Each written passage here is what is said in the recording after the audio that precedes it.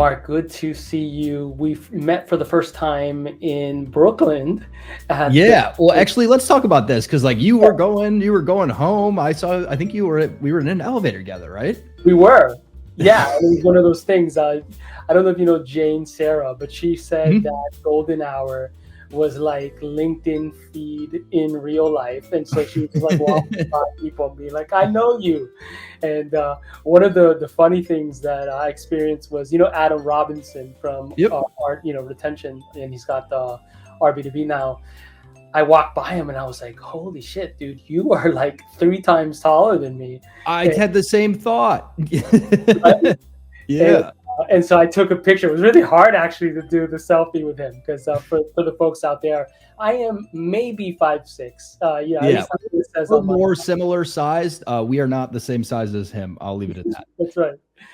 Cool. Well, Mark, just real quick, why don't you tell folks a little bit about your career background and current role at UserEvidence? Of course, I'm a big fan of Evan. Mhm. I've known him for many, many years, back when they were in the San Francisco area. And That then, of is course, he wild. was at, He left that detail out. I'll have to ask him about that. That is awesome in a very small world. very small world. And then, of course, we've kept in touch over the years. And, he was at Tech Validate, right? And then I think they were acquired by, was it SurveyMonkey? It was. Yep. And, so it's not shocking to me that you guys have really crushed it in this category and really building the category, but just a lot of the insight that you took from that previous experience. So yeah, just shout out to Evan and his family. That's awesome. All right, now to the boring stuff. I'll introduce myself. So, no, I'm kidding. So, Mark Huber, VP of Marketing at UserEvidence. I'm looking at the date on my calendar. So, I've been at UserEvidence for about 10-ish months now. It feels longer, but in a good way, not in a bad way. And if you look at my LinkedIn profile, I always joke about this, but you'll probably see or think, what is this guy doing? Does he know what he wants to do? Why is he doing all of these different stints in different B2B marketing functions like digital marketing and marketing operations and growth and brand and product marketing and demand gen and now a VP of marketing? And I'll tell you that it's all been very, very intentional. I knew that I never wanted to go back to school to get my MBA. And I also knew that I really liked B2B marketing at software startups.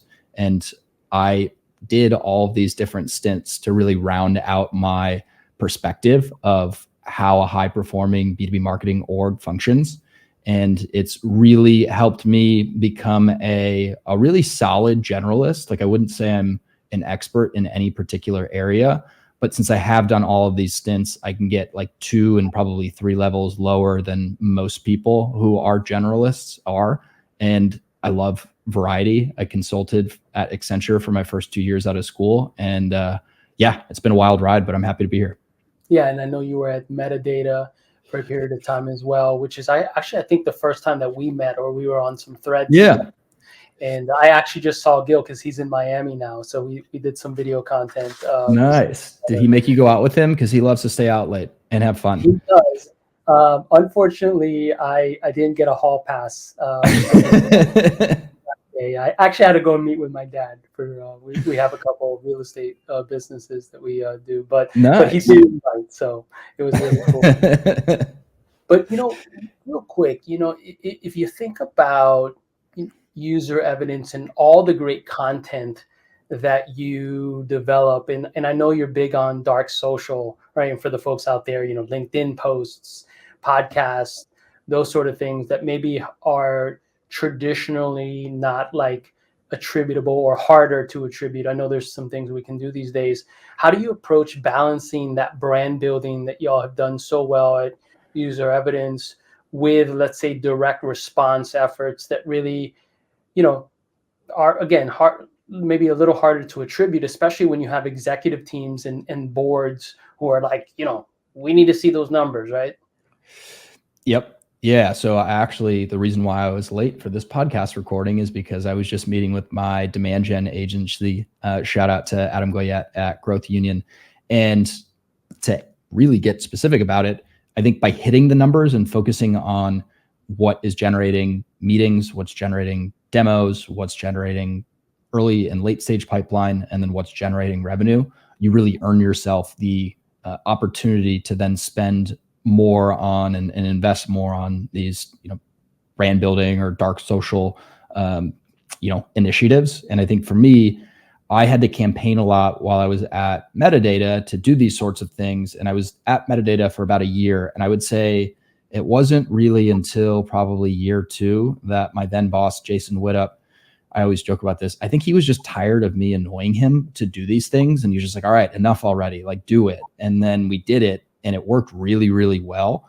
So for me, now running the show here at UserEvidence, I learned a lot, mostly by way of what I had messed up from running Demand Gen U, the podcast that we had for, I think it was like 60 something episodes, and then some of the other stuff that we did.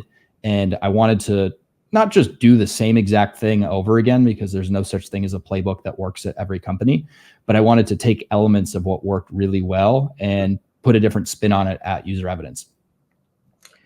And if you had, let's say, a CEO, because one thing I would say also that I know of Evan is that he's hip to the game, right? He was doing dark social from day one, right? And he really understood it, and I think was able to leverage it during the early days and still till today. Yep.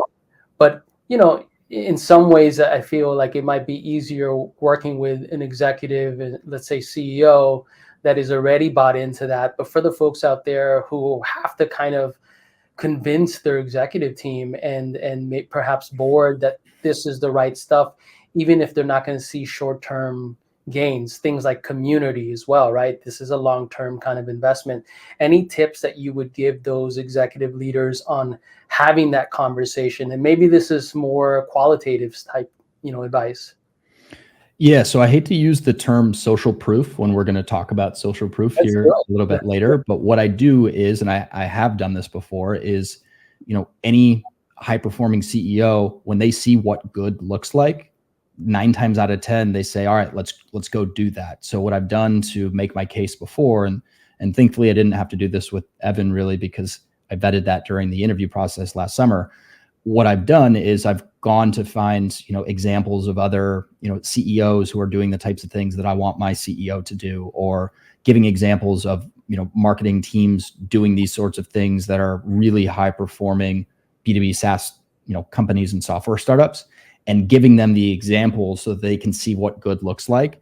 And then as soon as they see those examples from companies and CEOs that they respect and admire, really the approval process tends to go a little bit faster, because they like that and they want to see, me go try and execute that same playbook. There's a kind of a double click on this topic that I wanted to dig into. The transparency and edginess you see, I think, more and more within B2B organizations, kind of like, walking that line. I won't name any names, or I guess maybe I can. Like there's, for example, Apollo and Zoom, right? You saw that kind of going, or I should say Zoom Info rather. They were going back and forth and doing all this stuff. And, I happen to know folks at both organizations, and they both benefited from that controversial, sort of stuff going back and forth. And I know that we know sensationalism or controversy, just in general, we see it in the consumer market, in the media all the time, sells, right? How do you sort of determine how edgy you're going to be? And is that something that is tied to the culture? Is that something that is tied to the individual employees? And you might have some individuals on your team that maybe are not as comfortable if you did want to lean into a little more edginess. Have you thought about that as it relates to tone and so on? Oh yeah, I've thought a lot about it. And I think, at least for me, I think about controversy and edginess as being two different things. I saw what was going on with Zoom Info and Apollo and kind of that controversy around it. Not for me, not something that I want to do with UserEvidence. I like to take the high road and not really sling mud at each other. But from a edginess perspective, yes, that's something that I truly, truly believe in. And it's something that I really learned and saw firsthand while I was at Metadata, leading our brand and product marketing team, is just taking creative risks. Now, sometimes that can be in the look and feel of what people associate with your brand. And brand is, the sum of all the interactions that people have with your company. But, the imagery that you're using in your ads and throughout your website some of the colors that you're using. It can also be how you write and how you show up through your tone of voice. And I think for me, I saw and got a lot of inspiration from, Dave Gerhardt in the early OG drift days. And I wanted to do something, similar, but I also wanted to put my own spin on it, because so many B2B companies play it safe when it comes to their own marketing. And usually that is because the marketing leader and the marketing teams don't have the space to take creative risks. So I think for me, when I started to really push it at metadata, and oftentimes I was asking for forgiveness instead of approval with Gil, I was like, this helps you stand out in a sea of B2B same. So that was something that I really vetted with Evan in my interview process last summer, because I wanted to have the space to take those types of risks and be edgy, because it's better to be different than sometimes just to be better. And I think that's something that you'll see even more of from the UserEvidence marketing team moving forward. And I'm really excited about what we've done so far from, an edginess perspective in the 10 months that I've been here. Yeah, and I think another thing that I've observed is you've been able to really get everyone on board across the organization to do evangelism, right? And I know that part is hard, but keep going. That is not easy. I'm not going to make it sound like it's easy. Well, you've done a great job. I mean, I see everyone from like SDRs, which I'm a former SDR. I was an SDR as my first. Yep. Formally, this was like 08 or so when I first got into B2B SaaS. And you were like an OG SDR then. You know what? I was doing SDR work before it was a category. Yeah. And then my friend Aaron Ross and of course Jason Lemkin, Predictable Revenue, and Yep. It was really when that happened. And I'm going to say that was probably like 2010, 2011 is when the book Yep. really came out in that whole category. We were just like the entry level, lowest paid salespeople, right? Who were tasked with making cold calls and booking appointments and then dealing with inbound, right? So we didn't get to close deals at that time. It was more of a, hey, here's what you have to do. But what were we called? I even forgot. I think it was just business development, right? So still. I know SDR, BDR, there's ADRs. I mean, there are all kinds of.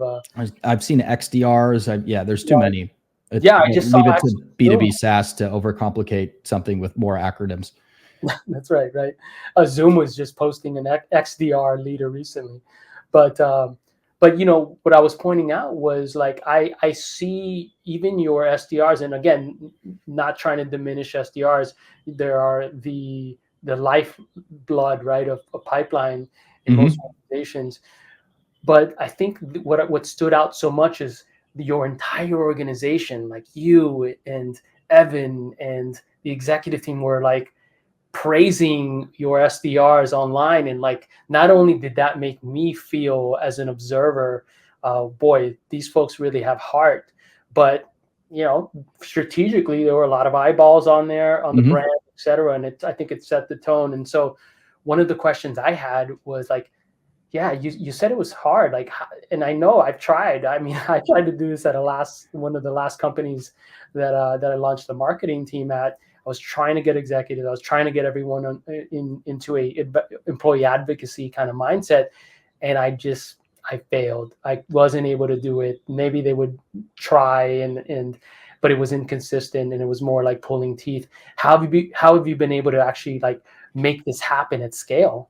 Yeah. So before I give you the answer, thank you for saying that. And I can't wait for our SDR team to hear that shout out from you. It means a lot that people outside of the four kind of figurative UserEvidence walls notices that. And I think it's awesome to see, others recognizing that as well. So I think for me, I was really big on this from the jump. I think it took me, I don't know, probably like 4 or 5 months to really get people bought into this. And I'll explain why. So I did basically like an internal training session where I showed what I was posting when I first decided to start posting. This is like 4-ish years ago. And I was doing everything incorrectly. I was lucky to get like a couple people to interact with it. I was trying to sound, like I knew everything. And I just showed them that because I needed to show them that, hey, you got to start somewhere. And then I showed the evolution of, hey, when you write more, it becomes easier. When you pull from some of the experiences that you have on a day-to-day or week-to-week basis, you have so much more to share with others than you're probably giving yourself credit for. And I think once they, got over that initial hump of, well, what do I talk about? Like, I don't have anything to talk about, to what they're posting now, then it's almost a creative outlet for them. And they get excited when, others from UserEvidence are interacting with them, when their prospects are interacting with them. And I think it wasn't really until the last like 30 to 45 days where it really started to pick up. We've got a LinkedIn crew Slack channel that we use internally. We're really trying to get it from the top down to make sure that everyone understands that, hey, this is a part of just the new way of working, in B2B sales and B2B marketing. You can have some fun with it. It doesn't need to be robotic. You can show off a little bit of your personality. And as long as you're sharing, what works and some of your failures, along the way, it just helps build you up as a sales rep, and it helps make it a little bit easier, because then some of your prospects feel like they already know you before they respond to that email or pick up that cold call. Yeah. One story that always sort of stands out when I have this discussion is when I was doing some advisory work for a B2B data product. And this was like I would say like 2015, 2016, around that time. And I remember we went to Dreamforce, and we had a booth, and people kept walking up to me and going, "Hey, man, I love your content and all this stuff." And I was going, I didn't know anyone saw anything, because this was still like 2016. So I guess it's been what, I don't know, whatever, we're at 8 years or so, something like that, 8 or 9 years. And I'm posting on LinkedIn, and it was still pretty early. I think LinkedIn started to support video natively around like 2016, 2017, but it was still super early. And that's when it hit me. And I remember the CEO that had brought me on to advise her, she was looking at me going, "Who are you, dude?" And I'm like, "I don't know," but it clicked. I was like, I was just posting the stuff rather, and then it started to really click, and I was like, all right, cool. Like, there's something to this, and it started to feel like there was going to be this influencer type stuff that we started to see on social now move over to B2B, and it felt like Twitter was a little bit there, but certainly LinkedIn was now gonna take over, and as we know, it has. So that I still remember that day, and in fact, we one of the investors of the company was Mark Cuban, and heard of him. Yeah. So he came, and he was hanging out at the booth, and so of course people then really showed up. I was like, that's what real fame is like, right?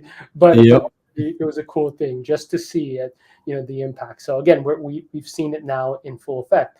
I had a question about social proof, which is of course your part of your value proposition in the category, like the spin that you've put on it, this innovation built around social proof. I mean, we all know that like social proof is so important to the sales motion, and of course marketing as well. I mean, even from my days when I was in grad school going door to door, what I used to do? You'll love this, Mark. So I used to sell these books, right? Well, hold on, before I let you keep going. Yeah, there are people who are now coming into B2B SaaS, and the thought of going door to door to sell something, they'd be like, what world were you living in? Like, it's just amazing that you can pull from door to door sales experience. I love it. Yeah. Well, that was my first sales training, was doing door to door of CD-ROMs that would go into a computer, right? And encyclopedia reference book kind of things, right? That were homework guides, and they were like massive. They were like, I don't know, 2 feet tall by whatever, the old school stuff. And in any case, what I used to do back then, and this was my number one, and I was like, I was a pretty good salesperson at the time. I think I was like top 3 in Florida. And my number one tactic was leveraging social proof. And what I used to do is, after I would sell, I would ask the buyer, so usually a mom or dad at home, because I was knocking on the front door, to write down their name, their school that their kids are, because again, these were educational Yep. items, and then a quote at the bottom on why they purchased, right? You were ahead of the curve here.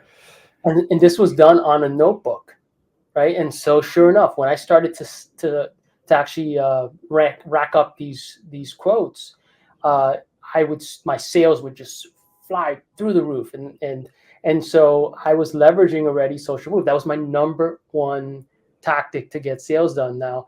And so, it's not a surprise to me that's obviously social proof is such an impactful element in B2B sales, but it was interesting that no one had really like innovated in the way that y'all have done. So real quick for the audience, first of all, how do you define social proof at UserEvidence today? And then we can dive into what I really wanted to dig into, which was like, who owns this, right, within the organization? And let's plug UserEvidence here. Maybe we can talk a little bit about what y'all do. Yeah, so I think one of the things that we're trying to educate the market on is so many people just think of social proof in the form of really case studies and testimonials. And what we're trying to show them is there's so much more to social proof than just those two things. There are, ROI stats, product use cases. There are account stories that you can tell how multiple teams or business units within a particular company are all using the same tool. There's so many other things that you can use for, when creating social proof, because at the end of the day, people don't really buy from, companies. They buy from people that they trust, and social proof is a way to help build trust with your audience at the end of the day. I think many B2B buyers, myself included, have been burned over the years from other vendors and buying tools that they thought were going to do one thing and then never fulfilled the promise that they were sold on. So we're at a point now where, what you hear from a vendor and what I hear from a vendor, like, we're just a little skeptical now. And I think social proof is a way to just establish trust and credibility in a way that vendors and sellers unfortunately can't do anymore, or nearly as well as what social proof does. Yeah, and if you look at G2 and Trust Radius and those folks, I think they've done a good job of their approach on, in this realm or within this category. But y'all have really allowed you to almost create that experience for yourself using first-party data, and there's no question that it's authentic, right? That's a very important word that you use there. It's authenticity.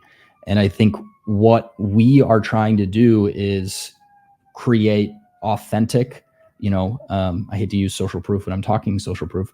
We call it customer evidence, but really, verified pieces of information that can be attributed to a specific individual and their name and their company. Or sometimes they work at companies, maybe they work at a cybersecurity company, and their company will never let them go on the record or give them approval to share something publicly. But there's still a whole lot of value in seeing that someone just like you or I has used a particular tool and used it for this use case, or seen these results, or to fix, XYZ problem, because it puts the words in, that particular person's voice versus whatever the sales rep or vendor is telling you.